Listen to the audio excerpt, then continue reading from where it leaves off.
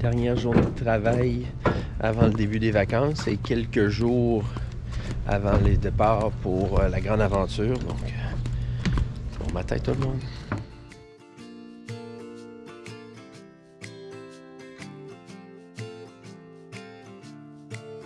On est très fébrile pour le départ pour les vacances d'été. Mais avant de pouvoir profiter de la navigation à voile, des beaux couchers de soleil, des paysages plus grands que nature, des vents qui nous mettront à l'épreuve, des mammifères marins et des terrestres, des rencontres imprévues, il y a de la préparation à faire.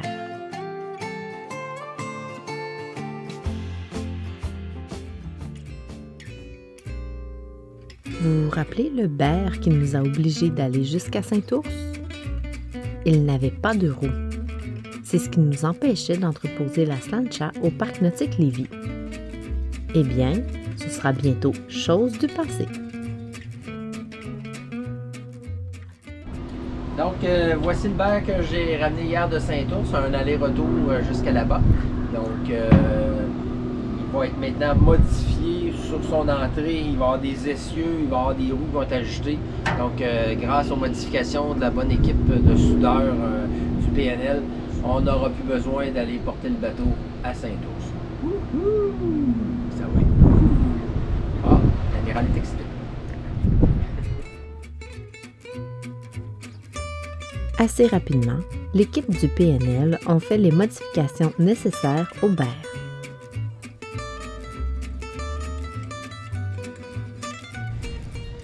Et finalement, le bear qui est transformé. Donc, on voit le bon travail qui a été fait.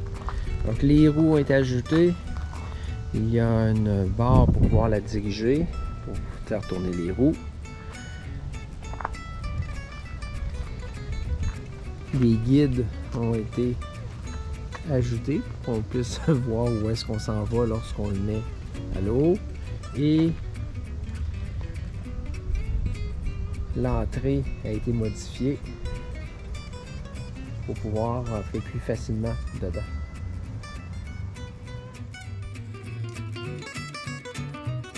Il ne nous reste qu'un coup de pinceau à donner pour éviter la rouille. Bravo Zoulou à l'équipe du PNL pour la transformation. Ah ouais, capitaine. Mets de la vie dans Zod.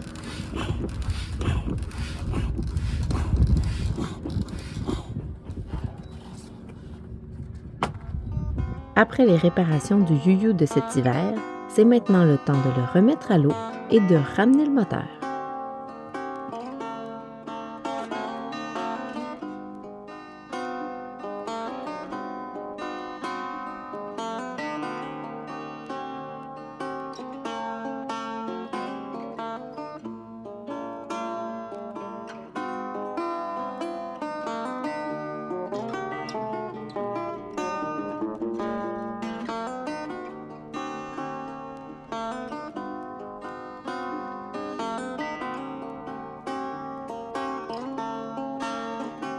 Prend un peu l'eau, donc là on a trouvé les endroits. Là, ça passe à travers ici et là.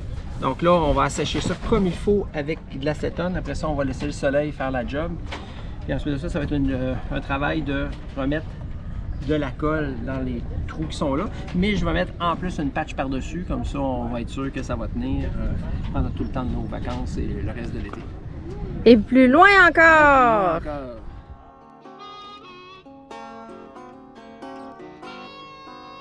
On voulait profiter de la brise pour faire un peu de voile avant de passer à la vérification des cordages. Toutefois, le Génois s'est affalé en pleine manœuvre. Ce fut une toute petite sortie. Et c'est qui va monter dans le mât pour aller chercher la drisse qui est restée là-haut? C'est l'amiral.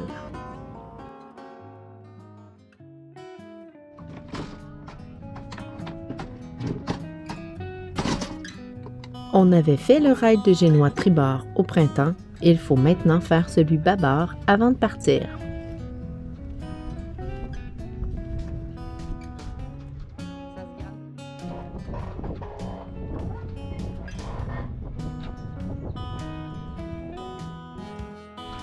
On est tout le coffre au complet juste pour prendre ça.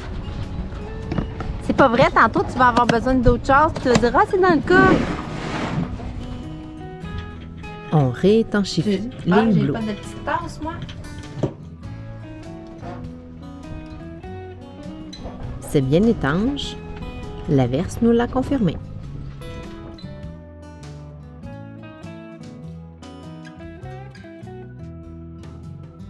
Après le grattage intense pour retirer le velours, c'est maintenant le temps de mettre Slancha sur le nouveau bateau.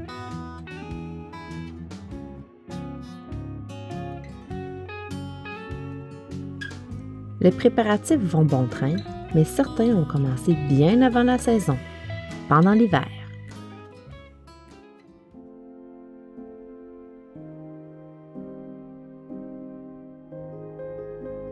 Le plaisir de naviguer librement vient avec le prix d'une bonne planification. Durant l'hiver, au moment où les glaces recouvrent le Saint-Laurent, le travail commence.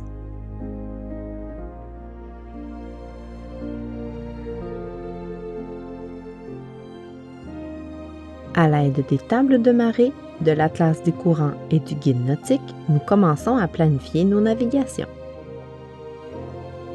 Première étape, sélectionner les destinations selon les distances qu'on veut et surtout qu'on peut parcourir en une journée.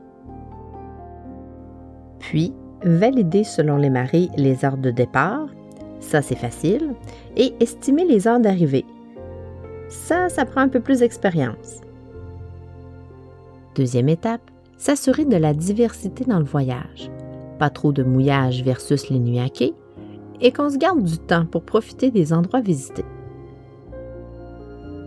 Une fois la première version du voyage fait, on en fait une autre, et une autre. Ce travail nous fait voyager bien avant d'être sur l'eau et fait passer doucement l'hiver. Mais c'est surtout la planification des nombreuses versions qui vont nous permettre de pouvoir modifier rapidement et facilement notre itinéraire en cas de pépin. Afin d'étendre notre connaissance du fleuve et de sa navigation, nous allons créer la version réelle de notre voyage en cours de route. On prend également des notes sur les particularités de chaque endroit pour ne pas être pris au dépourvu lors d'un futur passage. Notre fichier de travail n'est pas encore parfait, mais on s'en va vers la bonne direction.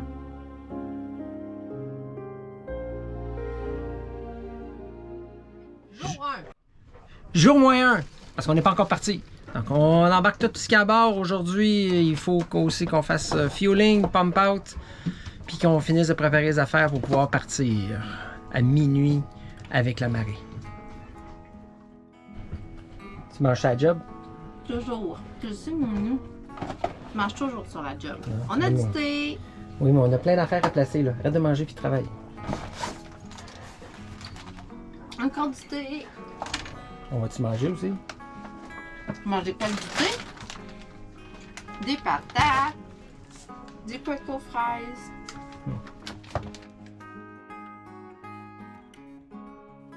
On prend le temps de trouver une place pour tout ce qu'on apporte pour que le bateau soit le plus possible rangé, mais aussi que ce soit facile de s'y retrouver.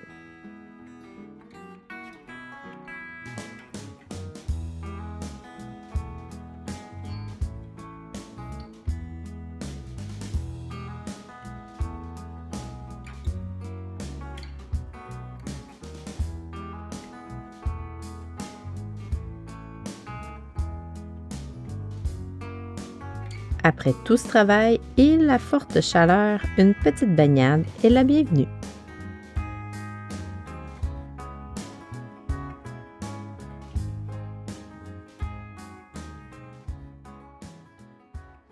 « 21h, le bateau est prêt. Il nous manque juste l'amiral parce qu'elle avait quelque chose avec des collègues de travail, donc elle va venir me rejoindre dans à peu près 1 heure.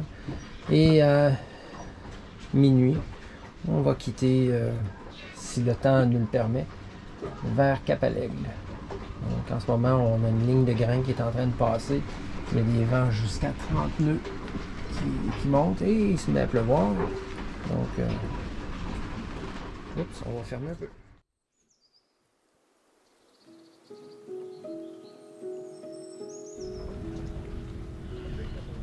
Et doucement, le beau temps est en train de revenir. L'alerte d'orage est passée. Si tout va bien, on va être capable de partir à minuit. La fébrilité du départ fait place à l'excitation de l'aventure. On a vraiment hâte de partager ça avec vous.